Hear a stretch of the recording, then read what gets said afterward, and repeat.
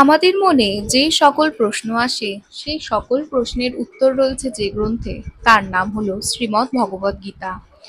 এই শ্রীমদ্ ভগবদ গীতায় মোট 18টি অধ্যায় রয়েছে ও 700টি শ্লোক রয়েছে। আমাদের এই ব্যস্ততাময় জীবনে সম্পূর্ণ গীতা পাঠ করা কারোর পক্ষে সম্ভব হয় না। আজকের এই ভিডিওর মাধ্যমে আমরা চেষ্টা করব আপনাদেরকে গীতার কিছু মূল্যবান তথ্য তুলে ধরার।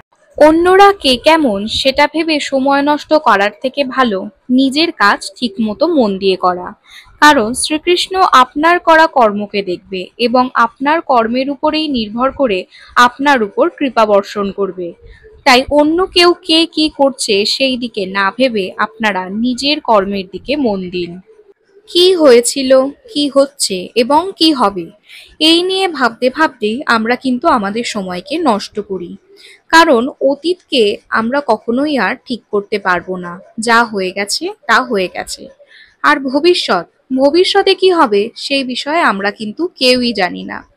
আমাদের কাজ সবসময় বর্তমানে করা উচিত। আমরা এখন যে কাজটা করছি তার উপর ভিত্তি করেই কিন্তু আমাদের ভবিষ্যৎটা সুন্দর হবে। তাই আপনি আজকের কথা ভাবুন, আজকে কাজ করুন। আজকের কাজ করলে আপনার ভবিষ্যৎটা নিজে থেকেই অনেক সুন্দর হবে। তাই আজকের কাজটা সঠিক করার চেষ্টা করুন, ভালো করার চেষ্টা করুন। মোহ বা টান তার উপরেই অনুভব করুন যার উপর আপনার অধিকার আছে। যার উপর আপনার অধিকার নেই তার উপরে মোহ ও মায়া টান অনুভব করা কখনোই উচিত নয়।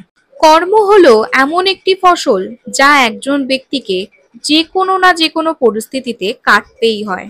তাই সর্বদা ভালো বীজ বপন করুন যাতে ফসল ভালো হয়। সঠিক কর্ম সেটা নয় যার ফলাফল সর্বদা সঠিক হয়। সঠিক কর্ম হলো সেটা যার উদ্দেশ্য সবসময় সৎ হয়, ভালো হয়। বদলে যান সময়ের সাথে সাথে, অথবা সময়কে বদলাতে শিখুন।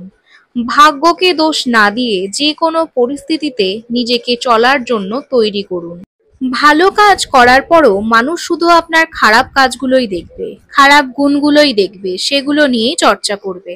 তাই লোকে কি বলবে তাতে কান না দিয়ে নিজের কাজ করুন।